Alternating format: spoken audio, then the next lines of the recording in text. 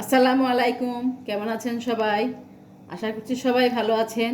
দেখুন আজকে আপনাদের জন্য কি নিয়ে আসছি।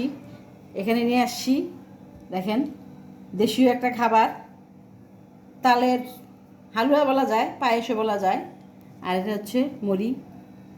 এখানে আমি তালটাকে ভালো করে জাল দিয়ে সাথে নারিকেল, দুধ এবং চিনি দিয়ে ভালো করে জাল দিয়ে ঘন করে নিয়েছি। এ দেখুন, নারকেল খুব টেস্টি। তালের হালুয়া বলতে কথা, খুবই মজা। আপনারা এটাকে মুড়ি দিয়ে, চিড়া দিয়ে, ভাত দিয়ে যে যেভাবে খেতে চান খেতে পারবেন। অনেক মজা। আপনারা এভাবে বাসায় তৈরি করবেন। তালটাকে ভালো করে জাল দিয়ে, দুধটাকে জাল দিয়ে নেবেন। দুধ জাল দিয়ে দুধটাকে ঘন করে তালের সাথে ঢেলে দিবেন, দিয়ে চিনি, নারিকেল দিয়ে জাল দিয়ে এভাবে ঘন করে নেবেন। এটা সহজ একটা রেসিপি, দেখালাম না, আমি মুখে বলে দিলাম কীভাবে আমি এটা তৈরি করেছি। এভাবে তৈরি করে আপনারা বাসায় খাবেন।